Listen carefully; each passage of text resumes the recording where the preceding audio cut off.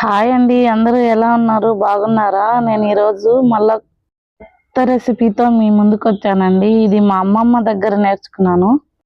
చీటికి మాటికి అమ్మమ్మ అంటావు అంటారేమో. నేను వంట మొత్తం మా అవ్వ దగ్గరే నేర్చుకున్నారని. సో, అందువల్ల నేను వేసే మసాలాలు అన్నీ పాతకాలం లాగే ఏవి ఇంట్లో ఉంటే వాటితోనే అయిపోతాయండి. సో, ఇందుకోసం నేను ఎండు రొయ్యలు తీసుకున్నానండి. ఇప్పుడు మనం ఈ ఎండు రొయ్యల్ని బాగా క్లీన్ చేసుకోవాలండి. చూసుకొని మధ్యలో కొన్ని పాడైపోయినవి ఉంటాయి, అవన్నీ తీసి పక్కన పెట్టేసుకోవాలి. కొన్ని తలలు అట్లా పాడైపోయినవి ఉంటే తీసేసుకోవాలండి.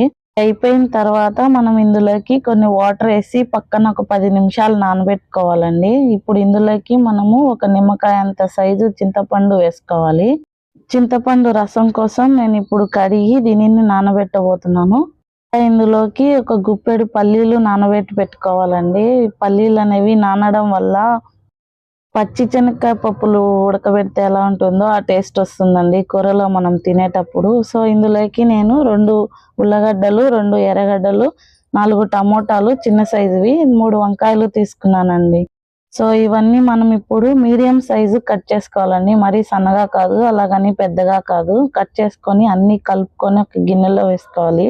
ఉల్లగడ్డలు అనేవి మనము కడుక్కొని తొక్క తీసుకొని కట్ చేసుకోవాలండి. అప్పుడే బాగుంటుంది. తొక్క ఉన్న పాతకాలంలో అలాగే వేస్తారు, కానీ మనం ఇప్పుడు అవి తినం కదా. సో, అందుకని నేను తొక్క తీసి వేస్తున్నాను. మీకు కావాలనుకుంటే తొక్కతో కూడా వేసుకోవచ్చు.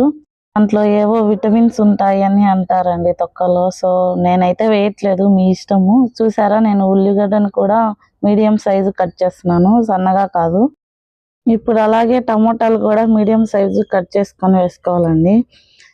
తర్వాత వంకాయలు కూడా అలాగే వేసుకోవాలి. సో, ఇప్పుడు ఇవన్నీ మనం ఒక గిన్నెలోకి తీసుకొని కలుపుకోవాలండి. ఇవన్నీ కలుపుకున్న తర్వాత మనం ముందుగా నానబెట్టుకున్నటువంటి రొయ్యల్ని వేసుకోవాలి. రొయ్యలు వేసేటప్పుడు కొంచెం జాగ్రత్త అండి. మనం గట్టిగా ప్రెస్ చేసి వేసుకోవాలి. సో, దాంట్లో కొన్ని ముళ్ళులు ఉంటాయి ముక్కు దగ్గర, అవి కుచ్చుకునే ఛాన్స్ ఉంది.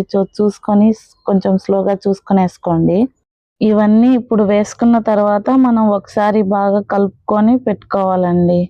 ఇప్పుడు మనం దీనికి మసాలా వేసుకోవాలి. ఈ మసాలా కోసం నేను ఎండు చేపలు రెసిపీ చేశాను కదా, దాంట్లో చూడండి, లేదా ఇంకోసారి చెప్తాను. మనం ఇందులోకి ధనియాలు, జీలకర్ర, కరివేపాకు, కొన్ని మెంతులు వేసుకొని తెల్లవాయలు వేసుకొని ఆడించుకోవాలండి. అంతేనండి దీనికి మసాలా, ఇంకేం వేయరు. సో, ఇది అయిన తర్వాత మనం ఇప్పుడు పోపు కోసం బాండీ పెట్టుకొని ఆయిల్ వేసుకోవాలండి. ఆయిల్ హీట్ అయిన తర్వాత ఇందులోకి జీలకర్ర, ఆవాలు, కరివేపాకు, ఎండుమిర్చి, తెల్లవాయ వేసుకోవాలండి. మనం తెలుగు ప్రియుల కోసం క్వశ్చన్ అడిగాం కదండి, చారెడు కుండలో మానేడు పగడాలు అని. సో, దానికి ఆన్సర్ వచ్చేసి దానిమ్మ పండు అండి. చారెడే ఉంటుంది, కానీ దాని నిండా ఎర్రటి విత్తనాలు ఉంటాయి కదా, సో దాన్ని పగడాలు అంటారు. మనం ఈరోజు క్వశ్చన్ చూద్దాము. తల్లి దయ్యము, పిల్ల పగడము. చెప్పండి, ఎంతమంది కరెక్ట్గా గెస్ చేస్తారో చూద్దాము. ఇప్పుడు పోపు హీట్ అయ్యాక మనం కలిపి పెట్టుకున్న కూరగాయలు, రొయ్యలు వేసుకోవాలండి. తర్వాత ఇందులోకే మనము నానబెట్టుకున్నటువంటి పల్లీలు వేసుకోవాలి. అన్నీ వేసుకున్న తర్వాత మనం ఇప్పుడు ఇందులోకి ఉప్పు, పసుపు వేసుకోవాలండి.